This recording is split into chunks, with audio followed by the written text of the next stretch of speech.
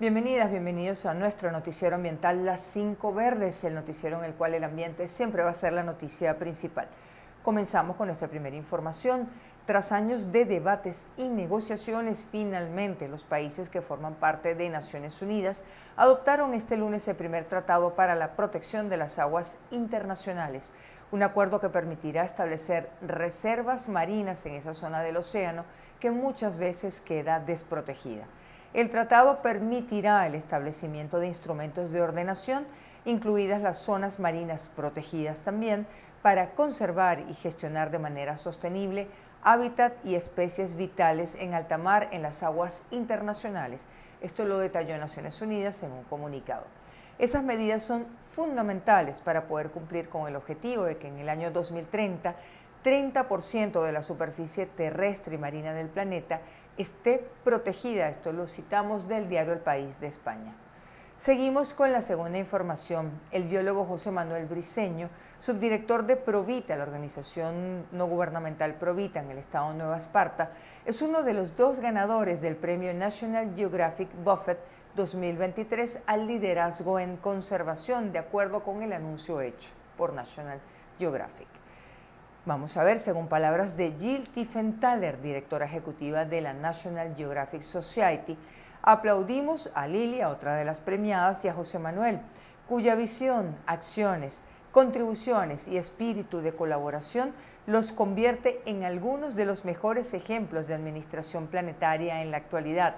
También agregó que su dedicado liderazgo está moviendo la aguja de la conservación, a la vez que inspira y estimula a otros a seguir su ejemplo. Los premios National Geographic Buffett al liderazgo en conservación se entregan anualmente para reconocer y celebrar a esos héroes anónimos, heroínas anónimas de la conservación. Están dirigidos a líderes en gestión y protección de recursos naturales en África y en América Latina. Avanzamos con nuestra tercera noticia. El oceanógrafo Juan José Nieto, director del Centro Internacional para la Investigación del Fenómeno del Niño, puntualizó que generalmente lo que sucede con un niño tradicional, si lo vemos además para este año, es que aumentan las lluvias más o menos desde diciembre del año 2023 hasta mayo de 2024, más allá de los niveles normales en que zonas en el norte de Perú, la costa de Ecuador y el sur de Colombia, incluso hasta el sureste de Brasil y el altiplano boliviano. En cambio, y esto atañe a nuestro país, hay menos lluvias en el norte de Colombia, en Venezuela, en el noreste de Brasil, en Centroamérica y en el Caribe. En cuanto a las sequías, se empiezan a ver antes, dependiendo de cuándo empiezan las lluvias. Pero de acuerdo con las estimaciones que ha hecho este investigador, debería empezar a llover en el norte de Colombia, Venezuela y Centroamérica, como efectivamente está sucediendo en nuestro país. Se esperaría incluso que llueva menos de lo normal, de acuerdo con un estudio, un trabajo de Mongabay Latam.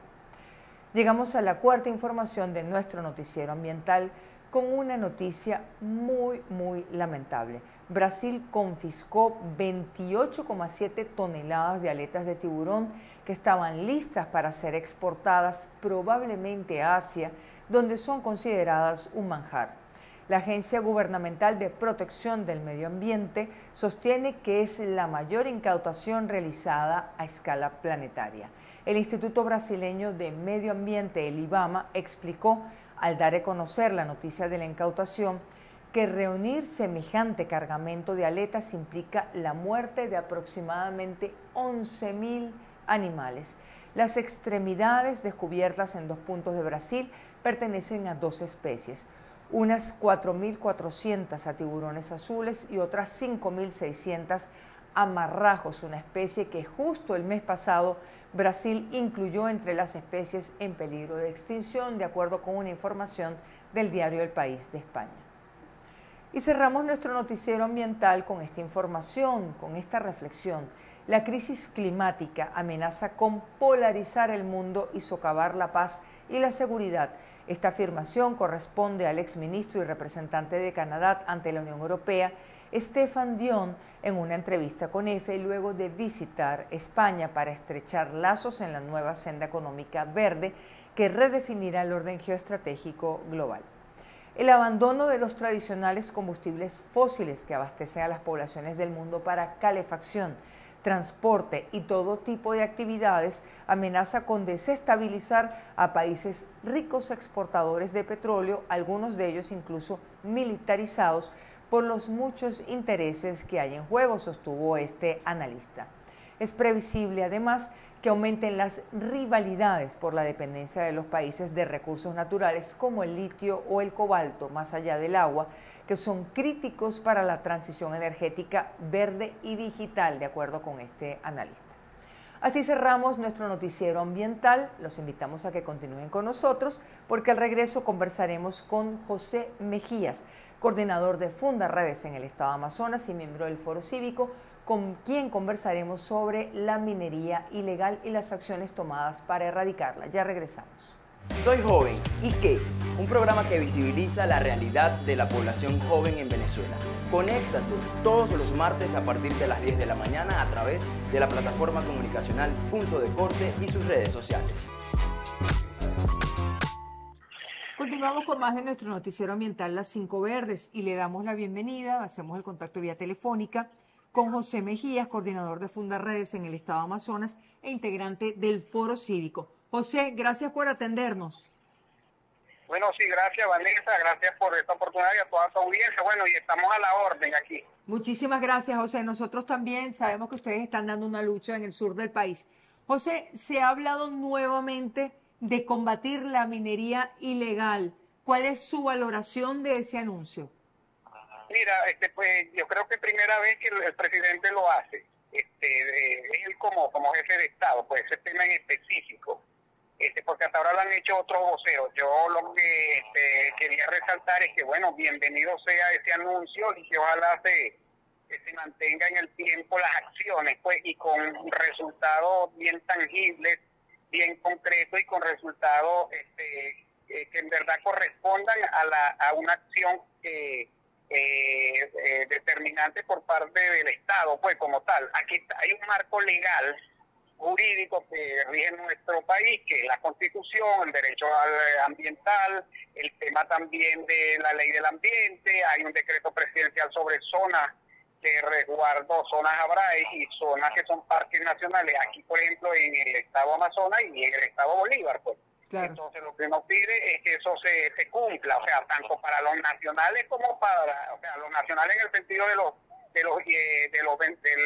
las personas, pues, de los ciudadanos venezolanos y también extranjeros, pues, y al revés, porque tenemos entendido y para nadie es un secreto, es público y notorio y comunicacionalmente conocido que desde el mes de diciembre viene dándose la operación Roraima, después el cambio a Autana, que abarca los dos estados, a Bolívar y Amazonas. Entonces, hasta ahora lo que hemos, y eso lo ha anunciado el jefe del comando operativo, el general Hernández Lares, bueno, y me parece excelente que lo hagan, pues su presencia allí por parte del Estado, pero creemos que son 6 meses, un despliegue fuerte de efectivos militares, miles de hombres, logística, y solamente han procesado creo que a 17 personas, más 5 colombianos ayer y un ecuatoriano, creo. Entonces, total que en esta semana, total que eso no pasa de 21 personas, entonces son 7 meses.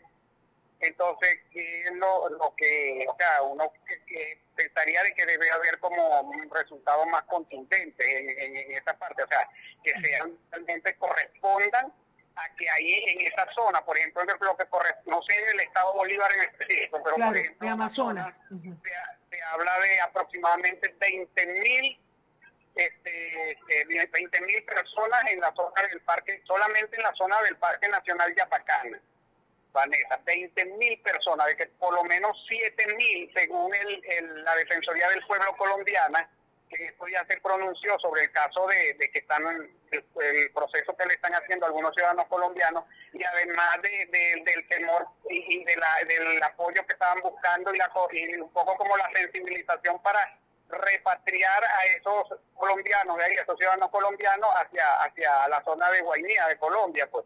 Entonces ellos hablan, la Defensoría del Pueblo colombiana... 7.000 serían de nacionalidad colombiana. Es correcto. Por el otro lado, hay organizaciones como OES Orinoco, que hace estudios sobre el tema ambiental.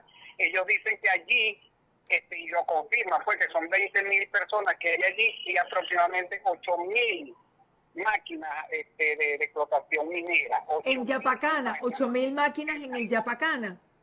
En el Yapacana, Vanessa. Eso es una investigación que hizo SOS Orinoco y que eso está público, eso es notorio y público esta información en sus redes sociales y en sus páginas, pues que está allí. José, y según ellos también, dígame, Vanessa. Sí, José, claro, el gobierno habla de la minería ilegal como el problema, pero entendemos que el problema es toda la actividad minera en un parque nacional.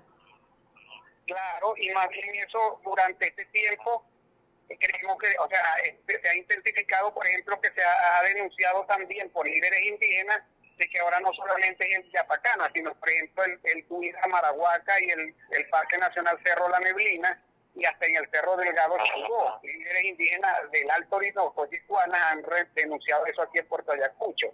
Y también organizaciones internacionales con pruebas por satélite o drones también certifican eso. También han dicho de que esta cantidad de personas allí, y además de que eso durante los últimos 7 meses precisamente, paradójicamente, también se ha intensificado la actividad minera a pesar de la presencia de los efectivos militares del Estado, pues como gobierno allí. Entonces, eso no lo digo yo, eso está ahí certificado, está expuesto públicamente en los distintos medios informativos de esas organizaciones internacionales que le hacen seguimiento a ese tema. José, ¿y por qué si se supone que está la Fuerza Armada, está el Estado supuestamente, aumenta la actividad minera? Mira, yo creo que porque se ha hablado mucho de que se ha sido como muy permisivo, por lo menos dejar pasar lo que tiene que ver con el tema del combustible, porque acuérdate que eso el combustible es el motor de todo ese sistema allí de Vivendi que hay allí, con las máquinas, con la logística, toda esa. Entonces, dicen que no solamente es de aquí de Venezuela, pues por decirlo de alguna manera, donde proviene ese combustible, sino también de Guainía, de Colombia. Okay. Entonces, pero indistintamente venga de donde venga, provenga donde provenga, eso tiene que pasar por unas vías fluviales o trochas, que bueno, esos son identificables, y bueno, o sea, ¿cómo llega eso hasta allá? Pues es la gran pregunta que uno también se hace. O sea, si hay todo un despliegue de eso y sigue llegando algún tipo de apoyo logístico y de esta índole, y se mantiene pues la actividad como tal. Entonces tú te pones a revisar todos esos datos que son públicos, notorios y comunicacionalmente conocidos. Bueno, y eso le crea a uno como mucha duda y incertidumbre. Claro. Sobre realmente. Entonces, por eso que me parece muy bien ayer lo que haya dicho el presidente, porque él no lo había dicho hasta ahora. Igual el general jefe Teofán, me parece excelente la forma comunicacionalmente como él ha venido manejando este tema, informando. Yo creo que así lo deberían hacer, o sea, mantener una política informativa sobre los avances que han tenido en eso, pero vuelvo y repito, eso tiene que ser concatenado también con una realidad, y porque de repente nosotros como organización de derechos humanos, además que tenemos un observatorio que se dedica al monitoreo del tema ambiental, tenemos limitaciones, pero hay organizaciones internacionales que sí tienen la tecnología suficiente como para verificar datos sin necesidad de estar en el terreno, bueno, y ocurre lo que te estoy diciendo. Ahora, José, por lo que nos ha dicho, por lo que nos está contando, se ha extendido hasta el límite, hasta el Cerro Delgado Chalbot, la actividad minera. Claro, eso ahí hay detalles, o sea, tú puedes acceder a las páginas de estas organizaciones y puedes ver que eso está aquí. Que es así. ¿Qué pasa con la población indígena, José? ¿Qué pasa con la población indígena? Porque el estado Amazonas es un estado de población indígena. Claro, porque hay unos que están, porque ¿qué es lo que pasa? Que este es un tema como muy álgido, por la misma situación económica que hay, el mismo tema del dinero, y que se ha profundizado más aún en la actual situación económica y social que vive el país. Entonces las comunidades se han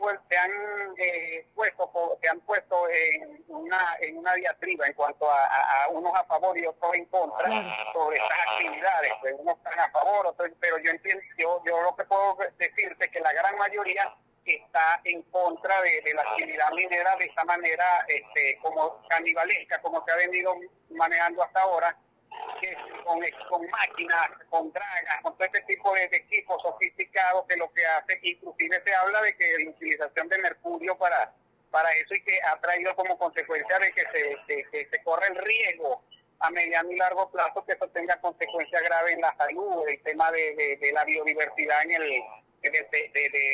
ahí en el río, en los caños, el suministro de alimentos, que la comunidad indígena se nutren sobre todo de pescado, pues entonces te imaginarás con esa utilización de esos minerales tóxicos, lo grave que puede ser eso. Entonces ahí es bien complejo este tema, pero yo creo que se dio en el clavo porque es un tema que es importante. Tenemos entendido, Vanessa, que el otro mes, dentro de 2 meses, en la reunión del G8 en Brasilia, convocado por el presidente Lula da Silva, donde están convocados los 8 presidentes que hacen vida dentro, los países que hacen vida dentro de la cuenca amazónica, el tema de la Amazonía va a ser bien elocuente. También fue un tema que fue abordado recientemente por el presidente Gustavo Petro en su viaje a Estados Unidos con John Biden, donde Estados Unidos se comprometió a apoyar con algo así de $500 millones para la recuperación de la Amazonía. Entonces hay una serie de cosas aquí, ¿verdad?, que están en pleno desarrollo. Ahora, que en verdad hay que ir avanzando en este tema. José, y le preguntamos, en su opinión, como persona que está en la zona y como también dirigente activista allí, ¿es posible erradicar por completo la minería? ¿Hay que organizar la minería, circunscribirla a algunas zonas? ¿Cómo lo ve? Mira, yo creo que ese es un tema que el mismo Estado ha ido como dejándolo escurrir, que eso como que está ahí, pero se mira para otro lado, pero es un tema ahí que toca todos los días la realidad, pues. Entonces es un tema que hay que abordar y discutir crudamente, pues qué es lo que va a pasar con eso. También entendemos que hay intereses internacionales también que están muy pendientes de esta parte, y bueno, y como tal también tienen como su posición con respecto a eso, pero es bien delicado este tema, porque bueno, los intereses, lo que giran alrededor de toda esta zona de explotación minera, hay cualquier cantidad de negocios que giran no solamente en la explotación minera como tal, sino también actividades conexas que están allí. Claro. Entonces, que indudablemente eso perjudica o beneficia a alguien. Entonces, y además que han dejado que esto como que avance. Y el gobierno tiene que establecer un plan también alterno de cómo hacer con porque es una cantidad. Bueno, en Colombia, por ejemplo, Vanessa, los departamentos de Vichada y Guainía, según lo que pudimos ver, y corroborar con algunos colegas activistas de derechos humanos en la zona, en esos departamentos vecinos de aquí de Amazonas, y además con lo que ha revelado los medios de comunicación, es que estas personas de una u otra manera le traería algún tipo de consecuencia negativa a esos departamentos, pues, porque son 7.000 personas nuevas, pues. Claro, Aquí, ¿y qué sería entonces lo no razonable, José? ¿Qué se podría hacer? Porque por una parte estamos hablando de un Estado protegido, pero que eso no se está respetando, y por otra parte estamos hablando de una necesidad y de unas comunidades indígenas que mayoritariamente están en contra. ¿Cuál sería la vía entonces para conciliarlos a todos? Bueno, eso es bien difícil, porque alguien a la final no va a quedar satisfecho porque realmente no va a ser totalmente cumplido sus intereses, pues. Pero lo que yo te digo, Vanessa, es que este es un tema que es álgido y es importante, ¿entiendes? Porque ahí no solamente no es el tema únicamente extractivista o de beneficio económico, sino también todas las consecuencias desde el punto de vista ecológico y ambiental y de biodiversidad, que afectaría tanto al medio ambiente como a las comunidades indígenas. Entonces, es importante de que eso se aborde de manera integral con planes de contingencia, inclusive que esté apoyado por organismos internacionales. No te estaba diciendo que, por ejemplo, los gringos dijeron que iban a aportar $500 millones. Claro. Eso pudiese ser un fondo que se pudiese establecer para buscar alternativas de existencia, sobre todo para las comunidades indígenas, y cómo eso se puede también canalizar para el apoyo a las zonas urbanas, donde indudablemente muchas personas provenientes de esos sitios no tendrán oficio claramente definido. Eso crearía un problema social también en los pueblos, pues, en las ciudades.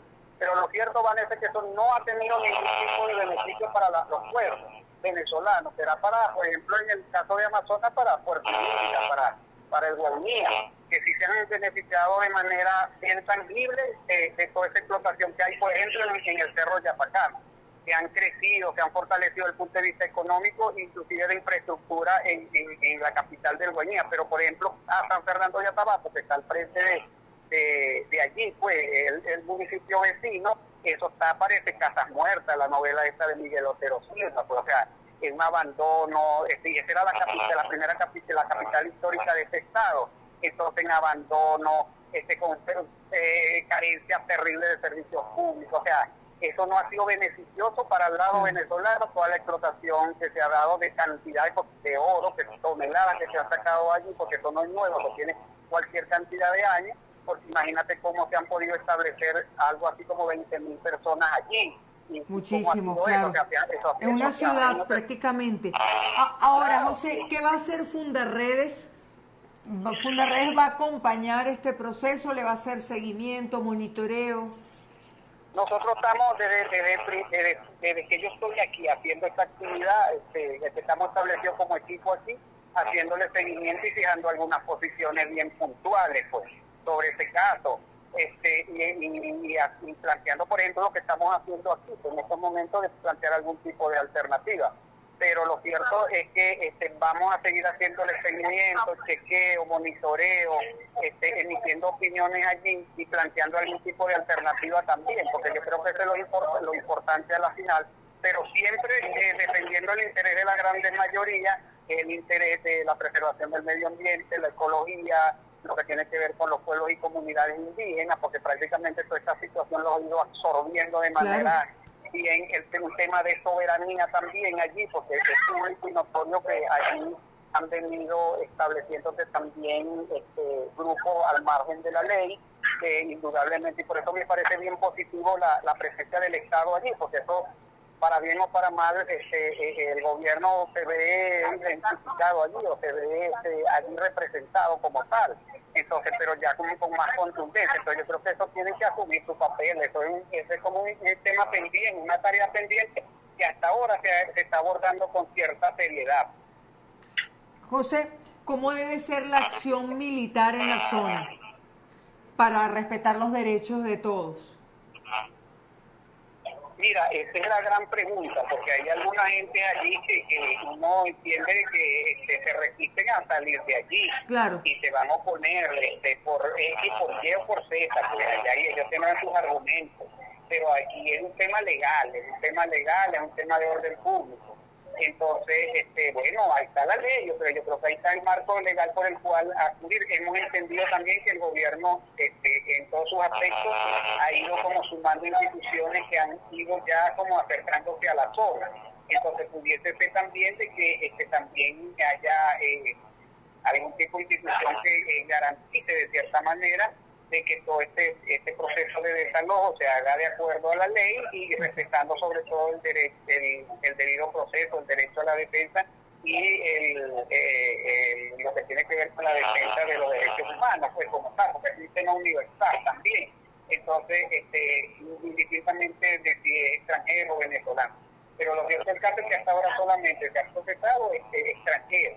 Esperemos que, uno piensa, o de manera extraoficial, la información que tenemos extraoficial, es que eso es un proceso por etapas.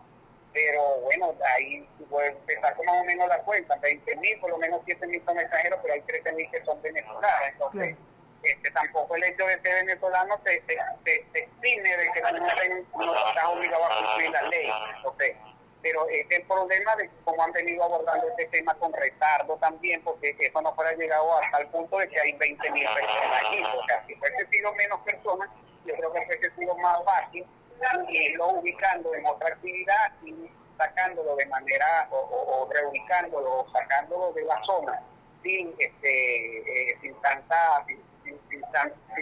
tantos accidentes, o de manera así, poco con tropiezos, pues, porque alguna gente, vuelvo y repito, se resiste el tema del difícil acceso a la zona también, sí, que ahora claro, es un poco más fácil, en plena selva, pues. Entonces todas las cosas ahí se congenian, pues, para hacer que sea un proceso bien complejo. José, muchísimas gracias por atendernos, gracias por acompañarnos hoy. No, gracias a ti, Lorenzo, saludos a tu audiencia y bueno, seguimos aquí a la orden, aquí en Amazonas. Sabemos que es así, muchísimas gracias. Despedimos esta conversación con José Mejías, integrante de Fundarredes, coordinador de Fundarredes en el Estado Amazonas y miembro de Foro Cívico. Y de esta manera llegamos al final de nuestro programa Las 5 Verdes, nuestro noticiero ambiental por el día de hoy. Como siempre, agradeciendo a todo el equipo de la plataforma comunicacional de Punto de Corte. Les recordamos que esta es una producción conjunta entre la plataforma Punto de Corte y el equipo de comunicación de periodismo Doble Vía. Gracias a ustedes por acompañarnos hasta aquí. Los invitamos a que sigan con más de nuestra programación y hasta una próxima oportunidad.